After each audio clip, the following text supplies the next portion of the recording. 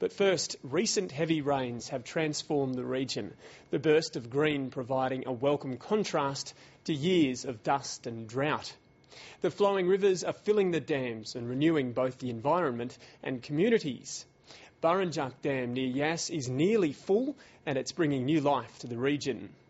In 2007, Stateline looked at the desperate state of a small business at Good Hope.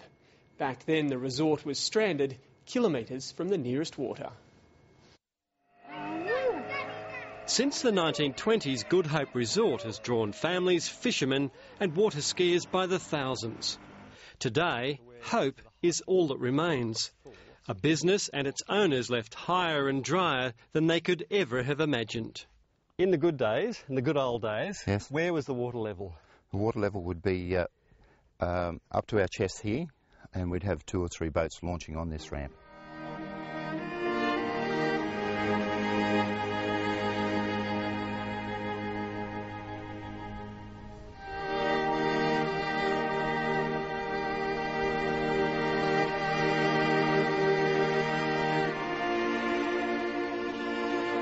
Do you know any rain dances? I've tried a few, but they haven't worked.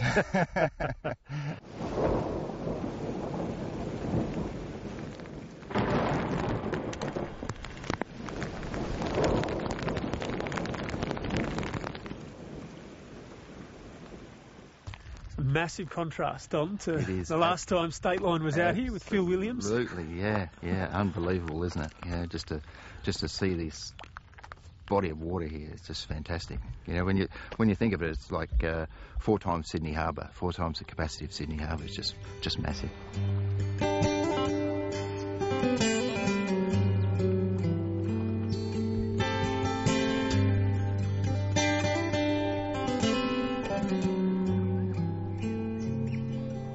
Nobody would think that you'd have 15 years where the water level is so low that it's almost unusable. Some years it was unusable, and then now to recover to this, fantastic. So your sort of optimism was as low as the dam levels for a while there, it must have been. Yes, almost. There was something like 56,000 megalitres of water coming into it in one day. That was phenomenal. I've never seen it rise that quickly. What does it mean for this area in terms of... Burrinjuck, the tourism that Burrinjuck generates, and people just come from everywhere. Our cabins are completely full. I've got bookings, advanced bookings, which I never had before, and it's very exciting. Now we're finding that people come out here from Canberra and they think, wow, you know, nobody told us that this was here. You know, there's virtually a whole generation of water skiers out there that haven't skied on Burrinjuck. It was 28 years ago since it was full like this. 28 years. It's never been this high for 28 years. Yeah. And from now on it'll be full every year, we hope. You're keeping your fingers crossed too, eh? I can see good times come.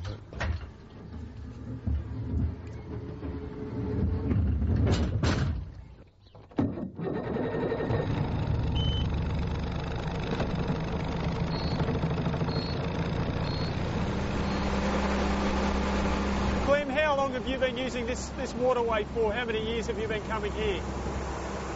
50 odd years. Yeah. What do you love about the place? Everything. Yeah, it's got everything going for it you want in life. You know, with the wildlife, the birds, and the peace and quiet when you want it. It's lovely. And because water always makes young people happy.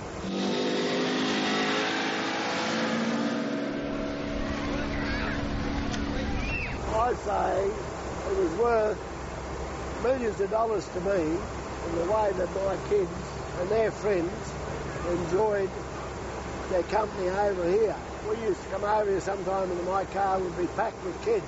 The policeman pulled me up one day going home. He said, "How many you got in this car?" I said, "I couldn't count them." How welcome is this sort of level after 15 years of of really, really horrible drought times. Well, I always enjoyed everything before, but this is just a icing on the cake. You know, it's extra.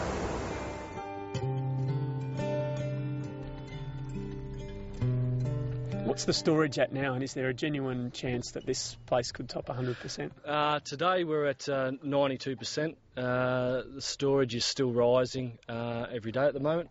So I think if Mother Nature gives us that last little drop of rain, that we'll got every chance to rise to 100%. It's unique scenery that we get with this harsh environment. I think that's what draws everyone here, is such a beautiful place nestled in amongst this gorge that we are in. It's just pretty beautiful place to be, and it's a benefit that comes along with the job, getting to work down here. Burrinjuck Dam's been here for 100 years now. Last October we celebrated that. It's a concrete gravity dam. It's seen 3 stages of constructions, the last of which was in the mid-90s there. How important is it as part of that whole irrigation system? Burrinjuck is, along with Blowering Dam, is the pretty much the main feeds for the Murrumbidgee irrigation system. You hear some urban myths about monster Murray cod at the bottom of the dam. Can you tell us a few?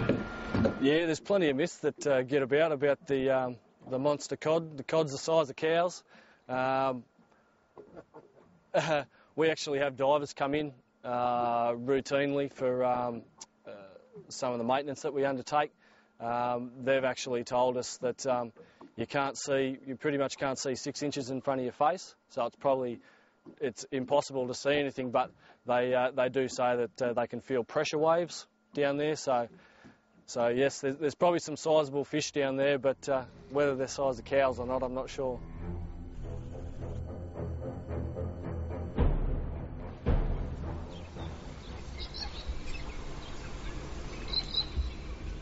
To have green water everywhere, it's just like the Garden of Eden again, I suppose. And how long have you lived in Wee Jasper?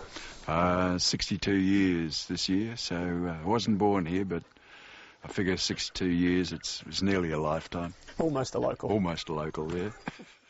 Does the inflow of water here have the potential to transform the town and the region in some ways? Oh, I think very much so, because as a community now we rely far more on tourism than we do on agriculture. The beginning of this year we had 2 kids in the school and it looked, quite threatened. But we've now got 10 kids in the school with possible another 2 coming. A bit of water and now we've got the water here, so this is, icing on the cake, really. You've only got about 65 full-time people living in the valley, a few others, living here on weekends and so on, but we rely on tourism to actually give us the luxury of having a general store and a pub, and so with them both being closed there lately, it's sort of taken a bit of the heart out of the community. I think if we get the pub operational again, I think we'll see the days where we'd have 8 or 10 speedboats tied up along the front of the pub here, and people to go in and have lunch and then take their boats back down to Burrinjuck or to Good Hope. Clem, can you remember when people used to boat all the way up the river to Wee Jasper, and Wee Jasper was part of this whole recreational water use area? Yes, a lot of boats used to go up there by water to the caves, and they're quite good caves too. And that was very another place for people to go on the water. And it's a beautiful, clean river up there, isn't it? Yeah, there's clean water up there all the time. You never get dirty water up the Goondiwindi River. It's one of the nicest rivers in Australia. As well as the tourism, just the locals that are still in agriculture, they see the water rising and they know the grass is growing, and it's put a hell of a lot of smiles on people's faces. Do you think there were some lessons learned in that period of 15 years in terms of managing the water flows, the irrigation flows better, not to let this thing get to that state that it got to? Well, we certainly hope so.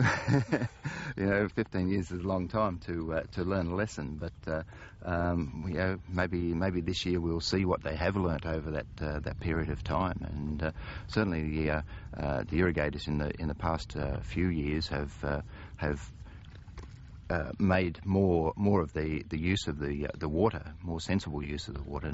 Come the end of the season, they can have the water as much as they want. But up to then, I'm hoping and praying that they leave the water as a usable level.